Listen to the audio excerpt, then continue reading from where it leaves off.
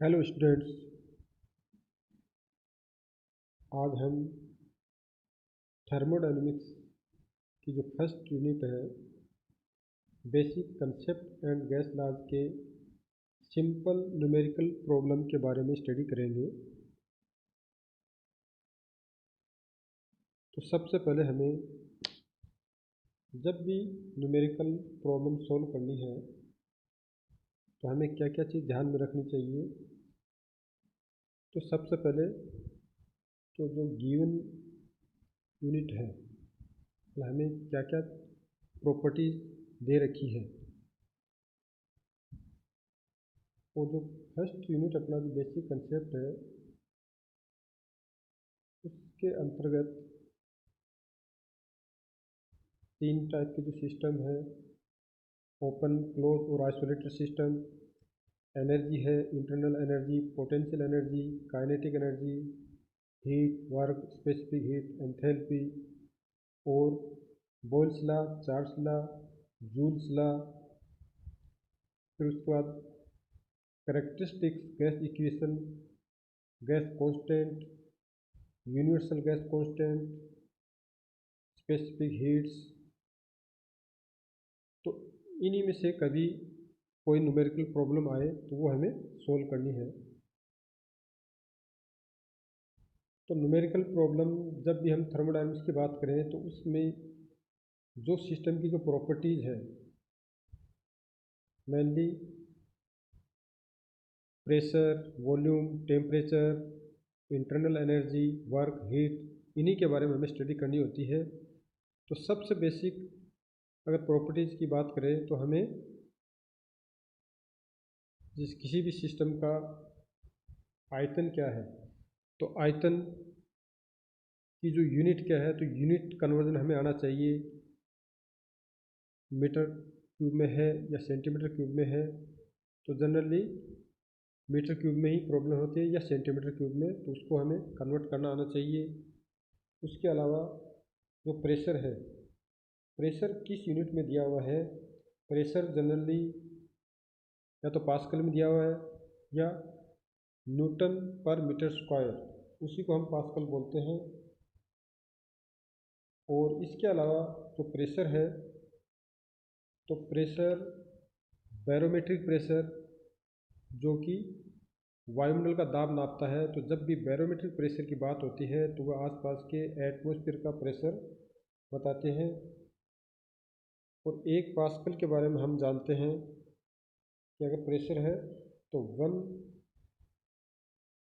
One pascal is equal to 1 newton per metre square. और अगर बार में यूनिट दे रखी है तो 1 bar is equal to 10⁵ newton per metre square, या इसी को हम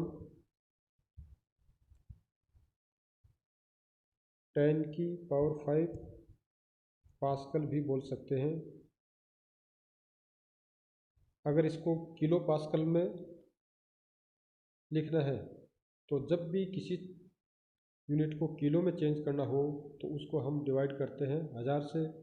तो इसको हम अगर 1000 से डिवाइड कर दें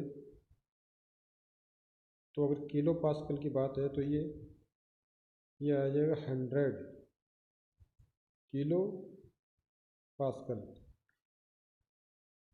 तो अगर बार में दे रखा है तो हम इसको किलो पास्कल में अगर यूज करना है तो 100 किलो पास्कल होगा। कभी कभी मेगा पास्कल में भी दिया हुआ रहता है, तो जब मेगा पास्कल मीन्स मेगा 10⁶ होता है, तो मेगा पास्कल में हम इस तरह से लिख सकते हैं 1 mega pascal is equal to 10⁶ newton metre square.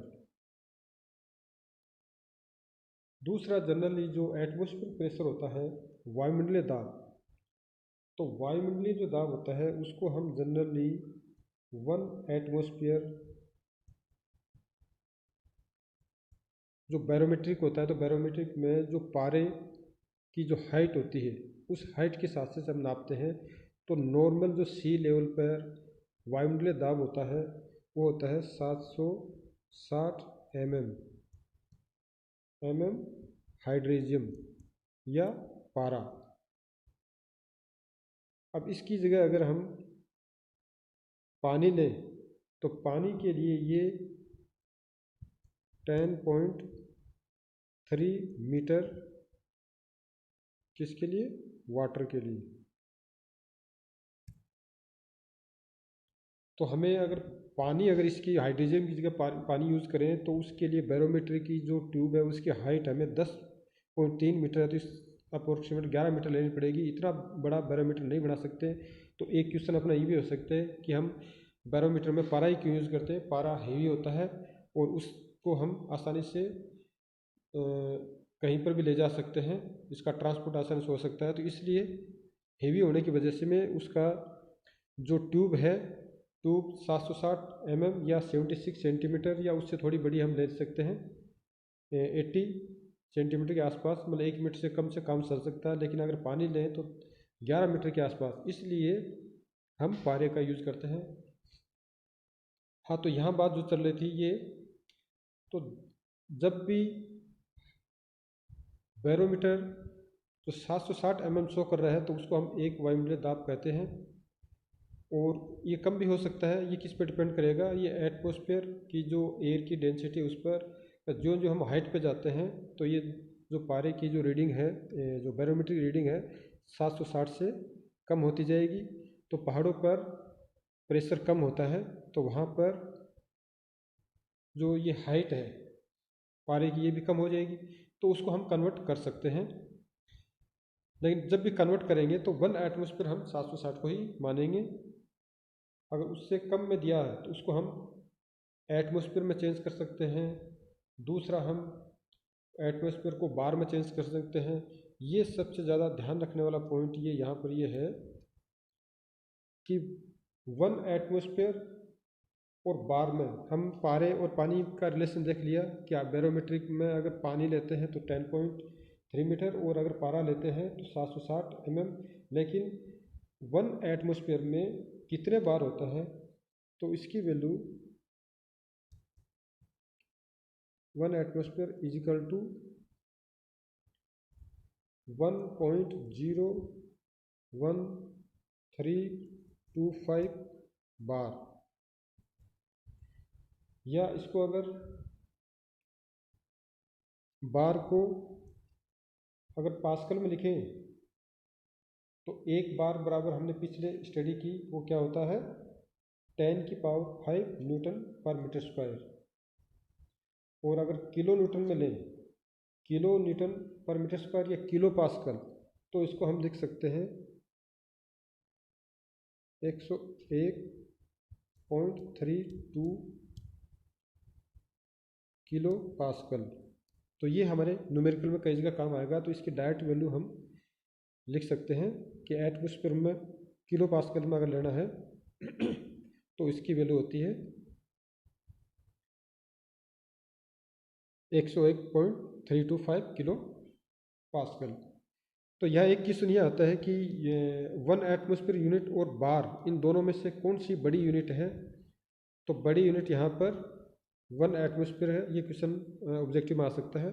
और यहाँ पर बार है, तो इन दोनों में से बड़ी कौन सी हुई, बड़ी ये 1 एटमॉस्फेयर हुई।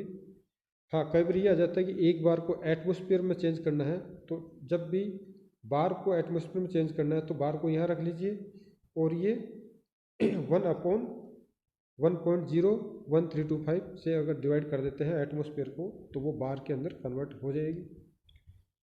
अब इसी में इसके क्वेश्चन अपन सोल्व कर सकते हैं आसानी से, बार के जितने भी क्वेश्चन हैं वो सोल्व कर सकते हैं। लेकिन हमारा जो दूसरा क्वेश्चन है जो प्रेशर है, तो प्रेशर को हम 3 भागों में डिवाइड कर सकते हैं। तो एक होता है वैक्यूम प्रेशर और एब्सोल्यूट प्रेशर और गेज प्रेशर। तो गेज प्रेशर उसको बोलेंगे जो वायुमंडल के दाब से ऊपर जितना प्रेशर है एक्चुअल में गेज प्रेशर जो गेज की सहायता से नापा जाता है, तो ये वायुमंडल से ऊपर और नीचे की वैल्यू को शो करता है, लेकिन ऊपर वाली को ही हम गेज प्रेशर के नाम से जाना जाता है, लेकिन वायुमंडल से जो कम गेज प्रेशर होता है उसको एक तरह से वैक्यूम प्रेशर के नाम से भी जानते हैं। तो इसको हम शो कैसे करेंगे? तो ये शो करने का सबसे आसान तरीका ये है कि अगर आप डेटम से शुरू करें तो ये जो डेटम है ये इसको हम मान लेते हैं शून्य निरपेक्ष दाब। यहाँ पर जो निरपेक्ष दाब है, एब्सोल्यूट जो प्रेशर है वो कितना है? शून्य। शून्य एब्सोल्यूट प्रेशर की ये डेटम लाइन है। इसके ऊपर जितनी भी वैल्यू होगी वो एब्सोल्यूट प्रेशर होगा, निरपेक्ष दाब। तो निरपेक्ष दाब की वैल्यू शून्य दाब से जितनी भी ऊपर है ये क्या कहलाएगा? निरपेक्ष या एब्सोल्यूट प्रेशर। और जो वायुमंडलीय दाब होता है वो शून्य नहीं होते, उससे कुछ ऊपर होता है। तो उसकी जो लाइन है पी वायुमंडलीय दाब की, उसको हम एक लाइन यहाँ से शो कर देते हैं। ये एक तरह से पी बैरोमेट्रिक, पी बी का मीन्स बैरोमेट्रिक, और बैरोमेट्रिक किसको नापता है? वायुमंडलीय दाब को नापता है। तो ये वायुमंडलीय दाब की लाइन हो गई। अब इससे वायुमंडलीय दाब से ऊपर जितना भी है, ये जो इसके बीच में, इसको बोलते हैं परमापी दाब। इसको हम क्या बोलेंगे? परमापी दाब या गेज प्रेशर।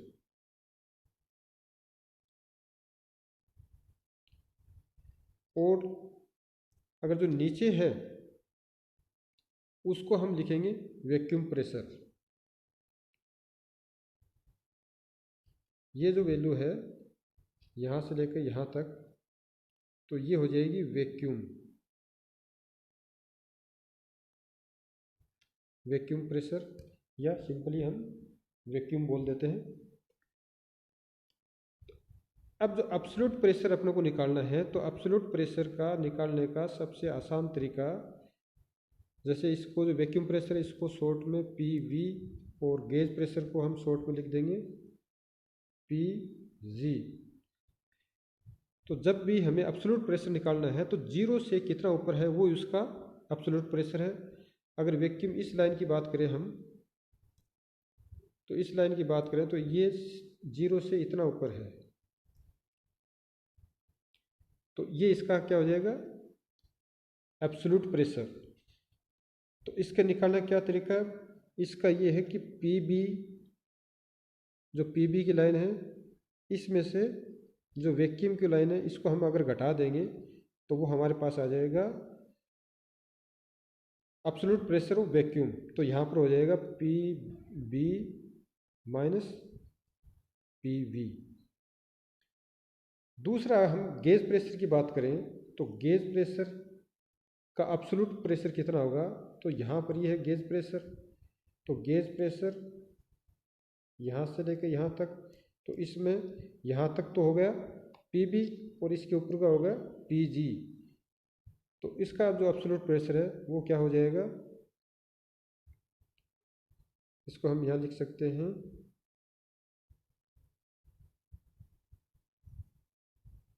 पी बी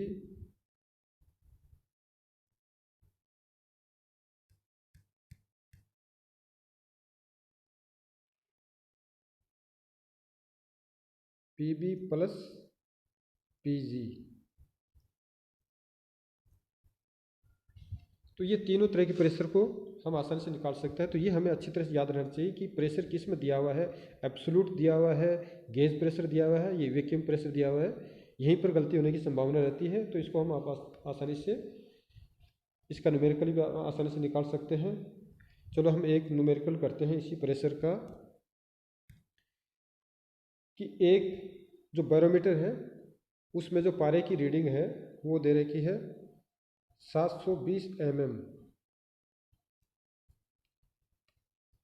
तो उसको जो बैरोमीटर रीडिंग कितना पड़ रहा है? 720 mm दाब का मान बार में ज्ञात कीजिए, इसको हमें बार में चेंज करना है। तो सबसे हम जानते हैं कि जो आप सबसे पहले अपना पढ़ा तो 760 mm हाइड्रोजन जब है वो एक वायुमंडलीय दाब के बराबर होता है, और एक वायुमंडलीय दाब होता है उसको बार के अंदर 1.01325 बार। तो 1 mm में कितना आएगा? सिंपल यूनिटी मेथड से ये आ जाएगा अपना 1.01325 अपॉन 760, और अपने को निकालना है 760 का, तो 720 का। तो 720 के लिए हम निकाल सकते हैं यहाँ पर 1.0325 760 इंटू 720, तो इसकी जो वैल्यू आएगी वही बार के अंदर। तो इसी तरह से हम आसानी से इसका न्यूमेरिकल कर सकते हैं। कई बार ये क्वेश्चन पूछ लिया जाता है या किसी कंपटीशन एग्जाम में भी आ सकता है। तो एक न्यूमेरिकल इसका हम और करते हैं कि एक बॉयलर पर लगे दाब मापी में 40 बार पढ़ा जाता है कि बॉयलर पर जो दाब मापी लगा हुआ है उस पर जो प्रेशर है वो कितना आ रहा है। तो दाब मापी और बॉयलर पर नाप रहा है, तो ये एक तरह से क्या हुआ? Gauge pressure. तो गेज प्रेशर कितना हो गया इसमें? 40 बार। और जबकि वहाँ पर लगे बैरोमीटर की जो रीडिंग है वो है 750 mm पारा पाठ्यांक। तो भाप का निरपेक्ष दाब ज्ञात करना है, तो एब्सोल्यूट प्रेशर हमें ज्ञात करना है। तो एब्सोल्यूट प्रेशर का जो फॉर्मूला है वो अपना PA absolute is equal to PB barometric और प्लस PG। ये हमने अभी स्टडी किया कि एब्सोल्यूट प्रेशर निकालना है तो बैरोमेट्रिक में PG ऐड कर देंगे, और अगर यहाँ पर गेज प्रेशर जो वैक्यूम है तो वो माइनस में हो जाएगा। तो यहाँ पर क्या है, जो बॉयलर है उसका जो दाब है वो वैक्यूम में होकर उसमें जो स्टीम का प्रेशर वायुमंडलीय दाब से ज़्यादा है, और कितना ज़्यादा है वो गेज प्रेशर होता है। तो इसको हम आसानी से निकाल सकते हैं। तो सबसे पहले तो हम जो बैरोमेट्रिक प्रेशर है अपना ये दिया हुआ है 750 mm, तो इसको हम चेंज करेंगे बार के अंदर। तो ये हो जाएगा जो पिछले फॉर्मूले से हमने देखा कि 1.01325 अपॉन 760 मल्टीप्लाई 750। तो अप्रोक्सीमेट इसकी जो वैल्यू है इसकी वैल्यू आ जाएगी 1 बार।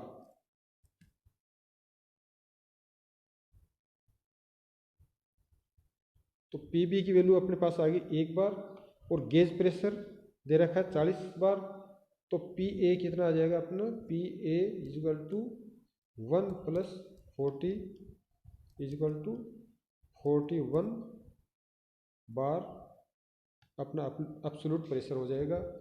अगर इसी तरह से ये जो क्वेश्चन है इसको चेंज क्या कर सकते हैं, इस क्वेश्चन में चेंज इस तरह से कर सकते हैं कि यहाँ पर जो गेज प्रेशर है तो कई जगह कि वैक्यूम की रीडिंग अगर दी हुई है, तो अगर जहाँ पर वैक्यूम दे रहा है तो वहाँ पर लिखा रहेगा PV वैक्यूम। तो वैक्यूम प्रेशर जब भी आ जाएगा तो वहाँ पर हम यहाँ पर प्लस की जगह क्या लगाएंगे? माइनस लगाएंगे, और बाकी अपन इसी तरह से उसका एब्सोल्यूट प्रेशर ज्ञात कर सकते हैं। तो ये तो प्रेशर के बारे में हो गए। अब एक चीज़ हमें और ध्यान रखनी है कि जो टेम्परेचर है, तो टेम्परेचर को हम डिग्री सेल्सियस में नापते हैं। तो डिग्री सेल्सियस जो पुराने टाइम से चली आ रही है, तो उस टाइम जो आदमी के लिए जो सबसे स्टैंडर्ड चीज़ थी वो पानी था, और पानी के बेस पर ही हमने इसकी जो ये यूनिट या जो तापमापी बनाया था पानी को बेस मान कर ही बनाया गया था। उससे पहले इससे नीचे टेम्परेचर न तो हम प्राप्त कर सकते थे, और जो प्राप्त भी होता था तो वो नेगेटिव में कुछ डिग्री तक ही ज़्यादा था। तो जनरली हम जो एटमॉस्फेयर प्रेशर पर जिस पॉइंट पर पानी जब जाता है उसको हम 0 डिग्री सेंटीग्रेड का नाम दिया, और जिस पॉइंट पर पानी उबलना शुरू कर देता है उसको 100 डिग्री, और उसके बीच को हम बराबर भागों में डिवाइड करके उसकी 100 की यूनिट हमने बना ली। लेकिन जब साइंस जो जो आगे बढ़ी और जो टेम्परेचर लो करने के कई सारे मेथड और कई सारी जो प्रोसीजर को यूज किया, तो उससे धीरे धीरे क्या है, टेम्परेचर माइनस में भी काफ़ी नीचे तक जाने लगा। लेकिन जो फिर उसके बाद में गैस लाइन की स्टडी की, तो उससे कि जो एब्सोल्यूट जीरो है वो बहुत, जो 0 डिग्री सेल्सियस उससे बहुत नीचे है, और उसकी जो वैल्यू है वो काफ़ी कम पर आती है। तो ये फिर एक नई यूनिट हमें बनानी पड़ी, वो है केल्विन स्केल। तो टेम्परेचर केल्विन स्केल के भी हो सकता है और दूसरा डिग्री सेल्सियस में हो सकता है। तो जनरली जो इसमें थर्मोडाइनमिक्स में हम जो स्टडी करते हैं तो केल्विन का यूज़ करेंगे, और अगर कहीं पर डिफरेंस और ऐड है तो वहाँ पर अगर हमने यूनिट चेंज नहीं की तो भी हमारे आंसर में फ़र्क नहीं आएगा अगर डिफरेंस किया अपन ने। लेकिन जहाँ पर रेशियो है तो रेशियो में अगर यूनिट चेंज नहीं की, जैसे परफॉर्मेंस निकालते हैं या एफिशिएंसी निकालते हैं, वहाँ पर अगर टेम्परेचर की जो वैल्यू केल्विन में नहीं लेंगे तो वहाँ आपका न्यूमेरिकल श्योर गलत हो जाएगा। तो इसलिए ये ध्यान रखना है कि जब भी टेम्परेचर रेशियो में आ रहा है तो वहाँ हम केल्विन ही यूज़ करें। अब ये दो हम स्टैंडर्ड यूज़ करते हैं। एक यूज़ करते हैं STP। STP standard temperature and pressure. Standard temperature pressure. तो ये क्या चीज़ है? यह वायुमंडल की मापक अवस्था को प्रदर्शित करता है कि जो मापने की उसमें जो दाब है, वो जो प्रेशर है, प्रेशर हम इसमें कितना लेते हैं, एक वायुमंडलीय दाब। दिस मीन्स 1.01325 लेते हैं, या अगर mm की बात करें पारे की तो 760 mm। और टेम्परेचर हम इसमें लेते हैं 15 डिग्री सेल्सियस। तो ये है STP। दूसरा जो कंडीशन है वो है NTP, normal temperature and pressure. वो स्टैंडर्ड टेम्परेचर है और यह है नॉर्मल टेम्परेचर एंड प्रेशर। इसके अंदर जो प्रेशर तो हम वही लेंगे, एक वायुमंडलीय दाब, लेकिन जो टेम्परेचर है इसमें चेंज आया है। टेम्परेचर हम यहाँ पे लेंगे 0 डिग्री सेल्सियस, या 0 डिग्री सेल्सियस को 273 केल्विन के बराबर लिख सकते हैं। एक्चुअल जो वैल्यू होती है वो 273.15 डिग्री सेल्सियस होता है 0 केल्विन में। वो उसका हम डिटेल में आगे ही पढ़ेंगे। तो टेम्परेचर की बात हो गई, और क्वेश्चन में दिया रहता है कि कंडीशन कौन सी दी गई। अगर STP दी गई तो STP के हिसाब से हम टेम्परेचर लेंगे, और अगर NTP दी है तो टेम्परेचर हम NTP के हिसाब से लेंगे।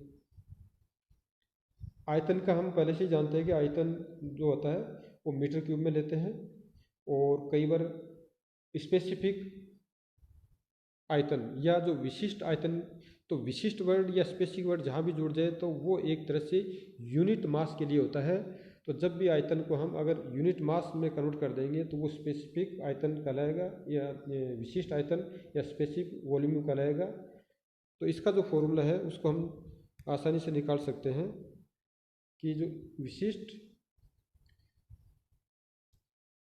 आयतन या स्पेसिफिक वॉल्यूम बराबर capital V upon M। Capital V total volume है और M उसका टोटल द्रव्यमान है, तो उसको द्रव्यमान से डिवाइड कर देंगे तो ये आ जाएगा। कई जगह डेंसिटी दी होती है, तो डेंसिटी का जो फॉर्मूला होता है वो होता है M अपॉन V। तो इस तरह से अगर डेंसिटी की बात करें तो डेंसिटी और स्पेसिफिक वॉल्यूम एक दूसरे के इन्वर्सली प्रोपोर्शनल होते हैं। तो इसमें हमें क्या दिया गया है उसी तरह से हम आसानी से निकाल सकते हैं। अगर टोटल वॉल्यूम दिया रखा है तो ये हो जाएगा, अगर स्पेसिफिक वॉल्यूम दे रखा है तो ये वैल्यू लेंगे। स्पेसिफिक वॉल्यूम से अगर टोटल निकालना है तो V और M को मल्टीप्लाई कर देंगे, और अगर डेंसिटी दे रखी है तो डेंसिटी से हम स्पेसिफिक वॉल्यूम निकाल लेंगे और उससे टोटल वॉल्यूम भी निकाल सकते हैं। तो जो भी यूनिट दे रखी है उसको हम आपस में कन्वर्ट करना आना चाहिए। स्पेसिफिक हीट, ये गैस में दो प्रकार की होती है, Cp और Cv। तो ये इसकी वैल्यू हम क्या क्या लेते हैं वो भी हम देख लेते हैं। जो Cp की वैल्यू ज़्यादा होती है Cv से, और ज़्यादातर अगर हम इसकी बात करें वायु के लिए, क्यों जनरली अपन स्टडी जो करेंगे वो एयर के लिए करेंगे, तो एयर के लिए जो Cp की वैल्यू है, Cp किसके लिए, एयर, तो इसकी वैल्यू 1.005 किलो जूल पर किलोग्राम केल्विन होती है। और Cv की जो वैल्यू है एयर के लिए वो होती है 0.718 किलो जूल पर किलोग्राम केल्विन। और इसी की सहायता से हम निकाल सकते हैं कि एयर की का जो कांस्टेंट है, characteristic constant of the air, R की वैल्यू जो कांस्टेंट है, तो आर की वैल्यू क्या आ जाएगी, आर बराबर होता है Cp माइनस Cv। इन दोनों की सहायता से हम आर की वैल्यू भी निकाल सकते हैं। और इसी की सहायता से हम एयर के लिए गामा की वैल्यू निकाल सकते हैं। तो गामा की वैल्यू कितनी हो जाएगी, तो गामा बराबर होता है, गामा बराबर Cp अपॉन Cv, और जिसकी एयर के लिए जनरली इसकी जो वैल्यू आएगी वो आती है 1.4। और ये जो हमने अभी Cp Cv एयर के लिए, इसी तरह से किसी भी गैस के लिए हम आसानी से निकाल सकते हैं। इसका एक हम न्यूमेरिकल कर सकते हैं, छोटा सा न्यूमेरिकल, कि वायु की 2 किलोग्राम मात्रा को 15 डिग्री सेल्सियस से 75 डिग्री सेल्सियस तक गर्म किया जाता है। तो वायु के लिए Cp व Cv का स्तर मानते हुए प्रदत्त की जाने वाली ऊष्मा का मान निम्न अवस्था में ज्ञात करो, स्थिर दाब पर और स्थिर आयतन पर। तो हमें न्यूमेरिकल में क्या क्या चीज़ गिवन है,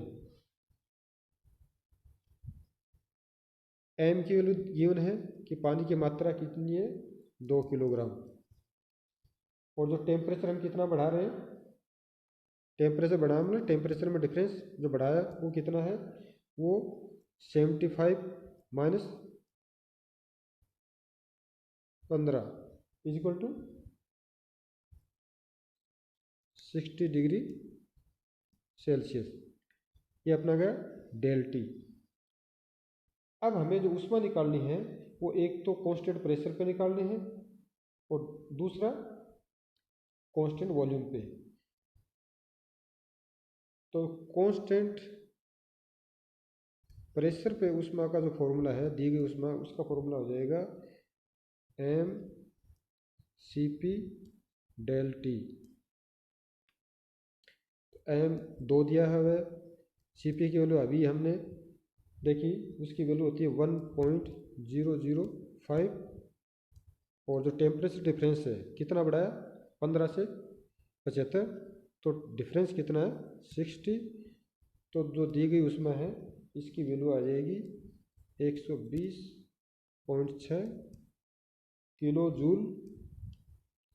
इसी तरह से हम निकाल सकते हैं Cv की वैल्यू, Cv नहीं, कांस्टेंट वॉल्यूम पर दी गई ऊष्मा, तो वो उसका फॉर्मूला ये हो जाएगा कांस्टेंट वॉल्यूम पे m, और यहाँ पर जो जो विशिष्ट ऊष्मा है वो कौन सी लेंगे, Cv और डेल टी, बस इतना ही फर्क है इसमें, सिर्फ Cv का फर्क है।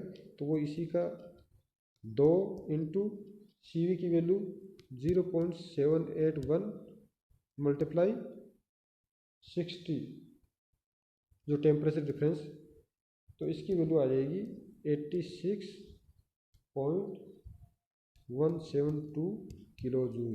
तो इस तरह से हम किसी भी गैस पर कांस्टेंट वॉल्यूम पर दी गई ऊष्मा और कांस्टेंट प्रेशर पर दी गई ऊष्मा भी आसानी से हम निकाल सकते हैं। अगर जो विशिष्ट ऊष्मा, ये तो गैस की हुई, इसी तरह से पानी की विशिष्ट ऊष्मा, और पानी की विशिष्ट ऊष्मा कितनी लेते हैं हम जनरली, सबसे ज़्यादा जो विशिष्ट ऊष्मा वो पानी की ली जाती है, और ये पहले अपन डिस्कस कर चुके हैं। हम जानते हैं कि जिसकी जितनी ज़्यादा विशिष्ट ऊष्मा होती है वो धीरे धीरे गर्म होता है और धीरे धीरे ही ठंडा होता है। या इसको हम इस तरह समझ सकते हैं कि दी गई ऊष्मा से उसका जो टेम्परेचर है कम बढ़ेगा, और जब ऊष्मा निकालते हैं तो उसका टेम्परेचर भी कम घटेगा। जबकि जिसकी स्पेसिफिक हीट कम होती है, जैसे मेटल जितनी भी होती है उसकी स्पेसिफिक हीट कम होती है, तो उनका टेम्परेचर दी गई ऊष्मा से ज़्यादा बढ़ता है। या दूसरे तरीके से मेटल जितनी भी है वो फटाफट गर्म हो जाती है और फटाफट ठंडी हो जाती है। जैसे अगर तांबे की विशिष्ट ऊष्मा है, तो तांबे की जो विशिष्ट ऊष्मा है वो सी कॉपर की अगर बात करें तो सी कॉपर की वैल्यू हम लेते हैं 0.3896 किलो जूल पर किलोग्राम केल्विन। और जो पानी है, पानी के हम सभी जानते हैं कि अगर कैलोरी के अंदर एक लेते हैं, लेकिन अगर जूल की बात करें, अगर उसको जूल में लें तो इसकी वैल्यू होती है 4.18 किलो जूल पर किलोग्राम पर केल्विन। तो जहाँ पर पानी की बात आ जाती है तो पानी की वैल्यू काफ़ी ज़्यादा है और मेटल की सबसे कम। और इसके बीच में हमने एयर की स्टडी की थी, तो एयर की वैल्यू 2 थी। हाँ, ये एक चीज़ और ध्यान रखनी है कि जो ये वाटर, ये तो क्या है, ये तो है लिक्विड।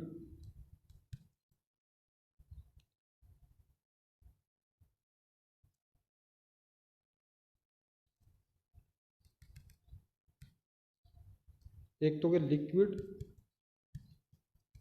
और जो कॉपर है ये है सॉलिड। तो इनमें लिक्विड और सॉलिड में एक ही होती है वैल्यू इसकी, क्योंकि जो कॉपर है वो लिक्विड फॉर्म में भी नहीं होता और न गैस फॉर्म में होता है, इसलिए इसकी एक ही वैल्यू होती है। इसी तरह जो पानी है, पानी की भी एक वैल्यू होती है। एक तरह से इसको सी भी मान सकते हैं हम, क्या मान सकते हैं, कांस्टेंट वॉल्यूम। क्योंकि जो पानी होता है, लिक्विड होता है, ये बहुत ही कम कंप्रेसिबल होता है, तो इसलिए इसकी वैल्यू एक ही होती है। लेकिन अभी हमने एयर को पढ़ा, तो एयर के अंदर हमें दो वैल्यू प्राप्त हुई थी, वो एक Cp और Cv। क्योंकि एयर है, एयर है, जितनी भी गैस है, तो उसमें जो भी हम हीट देते हैं वो दो प्रोसेस से दे सकते हैं। कांस्टेंट वॉल्यूम पे भी दे सकते हैं और कांस्टेंट प्रेशर भी दे सकते हैं। तो उनकी जो वैल्यू आई थी हमारी, जो कांस्टेंट प्रेशर पर जो Cp की वैल्यू आई थी उसकी वैल्यू 1.005 किलो जूल, और जबकि Cv की वैल्यू थी वो 0.718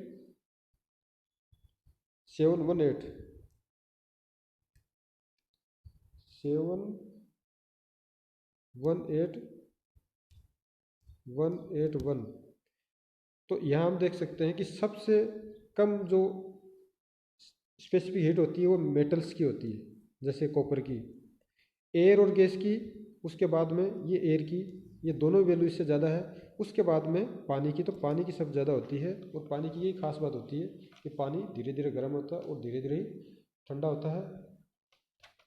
इसके अलावा और हम जो इसमें जो न्यूमेरिकल निकालना है, तो उसमें या तो एंथैल्पी का न्यूमेरिकल, टोटल एंथैल्पी कैसे निकालते हैं, और या इंटरनल एनर्जी।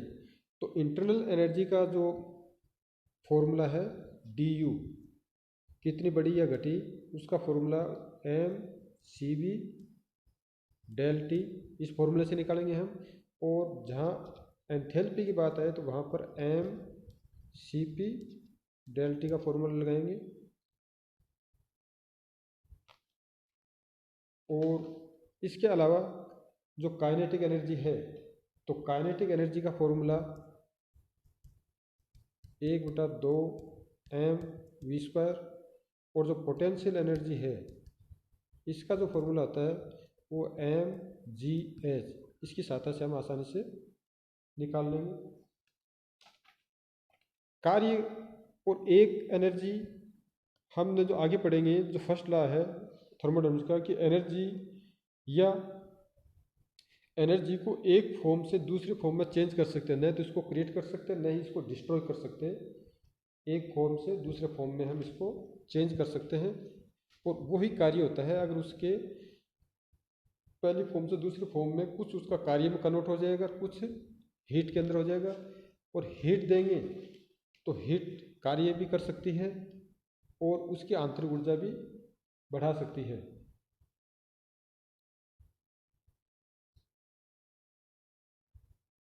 एक न्यूमेरिकल हम करते हैं इसका, आंतरिक ऊर्जा में परिवर्तन का।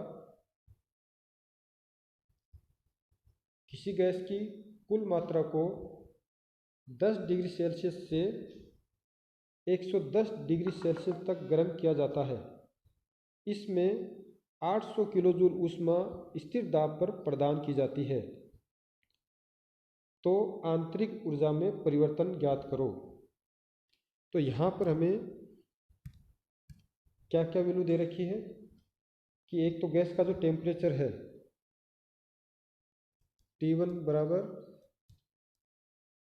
10 डिग्री और T2 110 डिग्री, मतलब टेम्परेचर 10 डिग्री से बढ़ा के 110 किया तो डेल टी की वैल्यू अपने पास आ गई 110 minus 10 is equal to 100 degree Celsius.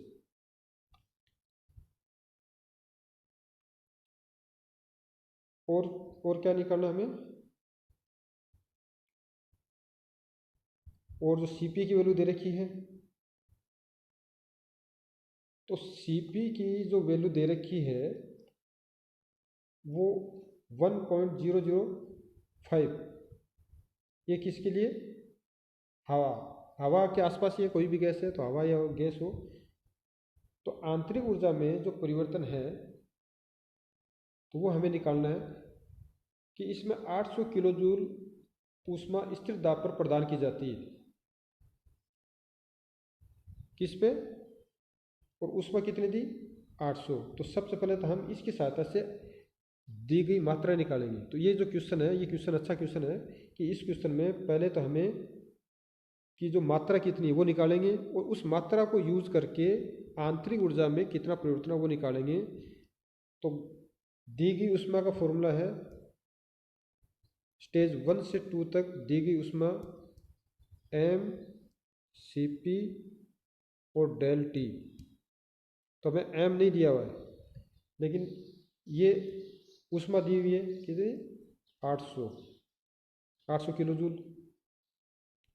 m नहीं दिया हुआ, Cp की वैल्यू हम निकाल ऊपर जो देखा था हमने 1.005 और जो टेम्परेचर डिफरेंस है वो है 100। तो इसकी सहायता से m जो अपना आया m आएगा 7.96। अब इस m को हम किस में यूज करेंगे, आंतरिक ऊर्जा में बढ़ोतरी। आंतरिक ऊर्जा में बढ़ोतरी कितनी हुई तो वो कैसे निकालेंगे, आंतरिक ऊर्जा में बढ़ोतरी U2 माइनस U1 पहले कितनी थी और बाद में कितनी, दोनों का जो डिफरेंस है वो आंतरिक ऊर्जा में वृद्धि। पहले थी U1 और बाद में U2 तो वृद्धि कितनी हुई, तो उसका फॉर्मूला होता है mCv और डेल टी। तो m हमने ऊपर के फॉर्मूले से निकाला 7.96 और जो Cv की जो वैल्यू है वो है 0.718 मल्टीप्लाई टेम्परेचर डिफरेंस कितना था 10 से 110 100। तो आंतरिक ऊर्जा में परिवर्तन हो गया 571.528 किलोजूल। तो इससे हम आंतरिक ऊर्जा में परिवर्तन भी हमने निकाल लिया। और एंथैल्पी अगर निकालना होता है इसी के अंदर, अगर हमें एंथैल्पी निकालना है तो इसी फॉर्मूले के अंदर सिर्फ और सिर्फ क्या चेंज करना पड़ेगा हमें, यहाँ पर हो जाएगा H2 minus H1 is equal to m और Cp हो जाएगा और डेल टी। तो यहाँ पर सिर्फ Cp की वैल्यू रखनी है, Cp की वैल्यू रखेंगे तो क्या आ जाएगा, एंथैल्पी में परिवर्तन आ जाएगा। इसी तरह से हमने जो एनर्जी है, एनर्जी के लगभग सभी फॉर्म हमने निकाल लिया। कार्य है तो कार्य जब भी निकालेंगे तो कार्य निकालने का एक तरीका है, उसका फॉर्मूला जो है W 1 से 2 में P और dV इसकी सहायता से निकालेंगे कार्य। जो गैसों के जो नियम हमने जो पढ़े, बोयल्स लॉ, चार्ल्स लॉ, तो उस पर भी एक एक न्यूमेरिकल हम कर लेते हैं। तो सबसे पहले हम लेते हैं जो बोयल्स लॉ है। तो बोयल्स लॉ क्या कहता है कि जब टेम्परेचर कांस्टेंट होता है तो गैस का आयतन और प्रेशर में क्या रिलेशन होता है। तो ये एक दूसरे के व्युत्क्रमानुपाती होते हैं और उसका जो फॉर्मूला है, बोयल का जो फॉर्मूला है P V is equal to constant. तो इसको हम ऐसे भी लिख सकते हैं P1 V1 बराबर P2 V2। तो ये फॉर्मूला हम यूज़ करके आसानी से जो भी अज्ञात राशि है या जो गिवन नहीं है उसको हम निकाल सकते हैं। तो यहाँ पे जो न्यूमेरिकल एक हम इसका न्यूमेरिकल करते हैं कि किसी गैस का प्रारंभिक दाब मीन्स P1 दिया हुआ है 300 kilo Newton per metre square तथा आयतन दे रखा है V1 की वैल्यू दे रखी है 0.14 मीटर क्यूब को इस प्रकार से प्रसारित किया जाता है कि जो दाब है कितना पहुंच गया, P2 की वैल्यू पहुंच गई 60 किलो न्यूटन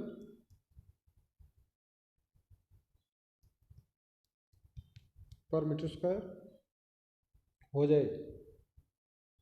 और इस प्रश्न में तापमान को स्थिर रखा है। तो जब तापमान स्थिर है, हाँ ये अच्छी तरह सुन लीजिए कि वहाँ पर ये नहीं लिखा होगा कि बोयल्स लॉ है चार्ल्स लॉ है। तो आप तो प्रोसेस को देखिए कि उसके अंदर अगर तापमान कांस्टेंट है तो हमें किसका फॉर्मूला लगाना, बोयल्स का फॉर्मूला लगाना जो ये है।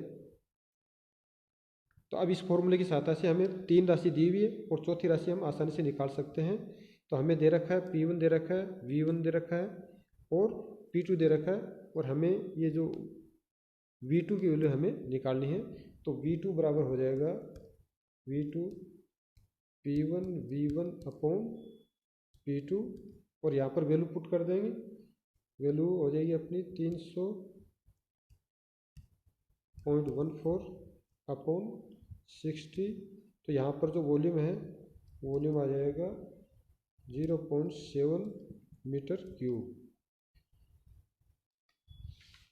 इसी तरह से हम एक न्यूमेरिकल जो चार्ल्स लॉ है इसका निकाल सकते हैं। तो चार्ल्स लॉ है वो क्या बताता है, किसी गैस की निश्चित मात्रा का आयतन उसके निरपेक्ष तापमान का समानुपाती होगा। अब यहाँ पर अगर न्यूमेरिकल में लाज नहीं बताया और ये दे रखा है कि उसका जो आयतन है वो कांस्टेंट है, निश्चित मात्रा का आयतन, कांस्टेंट क्या है यहाँ पे, आयतन।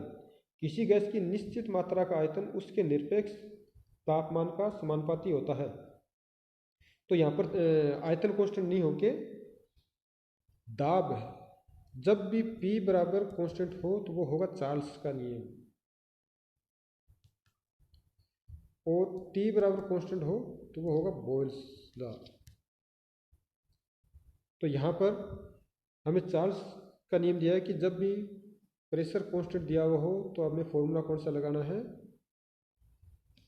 चार्ल्स का। और ये क्या कह रहा है, किसी गैस की निश्चित मात्रा का आयतन उसके निरपेक्ष तापमान का समानुपाती होता है V/T। अगर टेम्परेचर बढ़ेगा तो आयतन भी बढ़ेगा, टेम्परेचर घटेगा तो आयतन भी घटेगा, दोनों समानुपाती होते हैं। या इसको हम इस तरह से लिख सकते हैं V/T बराबर कांस्टेंट। और इसके जो फॉर्मूला यूज़ करेंगे वो इस तरह यूज़ करेंगे V1/T1 इजिकल टू V2/T2। इन चारों में से कोई 3 वैल्यू दी हुई, एक वैल्यू हम आसानी से निकाल सकते हैं। जैसे किसी गैस की कुछ मात्रा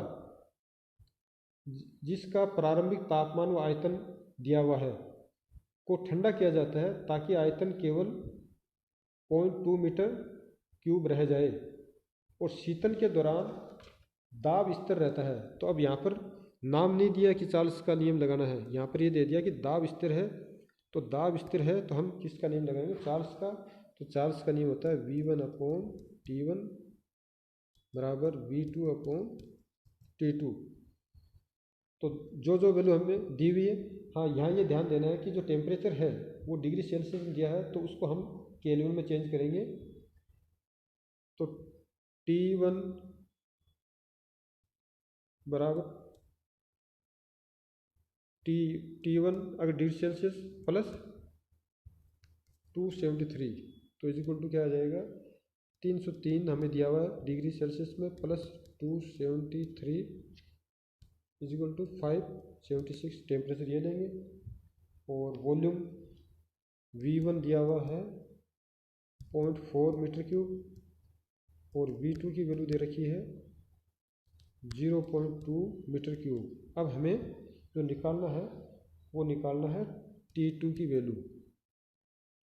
तो T2 की वैल्यू निकालने में यहाँ पर अब हम वैल्यू पुट कर देंगे, यहाँ पर V1 की वैल्यू, V2 की वैल्यू और T1 की वैल्यू। अब जो T2 जो हमारा आएगा इस फॉर्मूले से वो आएगा केल्विन में, हमें ध्यान ये रखना है। और उसकी वैल्यू तो ये हो गया अपना T2 is equal to T1 V2/V1 is equal to T1 है 576 और V1 की वैल्यू है 0.2 और V2 की वैल्यू 0.2 और V1 की वैल्यू है 0.4, ये V2। तो इससे अपनी वैल्यू आ गई 288 केल्विन। लेकिन जब दिया हुआ जो टेम्परेचर डिग्री सेल्सियस में है तो इसको भी हम डिग्री सेल्सियस में चेंज करेंगे। तो इसको डिग्री सेल्सियस में चेंज करने के लिए इसमें से 273 माइनस करेंगे तो डिग्री सेल्सियस में कन्वर्ट हो जाएगा 273। तो T2 की वैल्यू आएगी 15 डिग्री सेल्सियस। इसी तरह से ये दो लॉ हो गए। जो थर्ड लॉ है वो है अपना गैस, जो कैरेक्टरिस्टिक गैस इक्वेशन है, तो वो जो लॉ है तो उसमें इसी तरह से हम निकालेंगे जैसे इसमें निकाला, लेकिन उसका जो फॉर्मूला है वो हो जाएगा PV बराबर mRT। अब इसके अंदर प्रेशर, वॉल्यूम, टेम्परेचर, मास और जो गैस कांस्टेंट है ये सभी आ गए, सभी की वैल्यू पुटअप करनी है। यहाँ हमें जो ध्यान देने की है इसमें वो ये चीज़ ध्यान देनी है कि मास की अगर दे रखा है तो हम ये फॉर्मूला यूज़ करेंगे, और गैस कांस्टेंट हमें दिया हुआ है।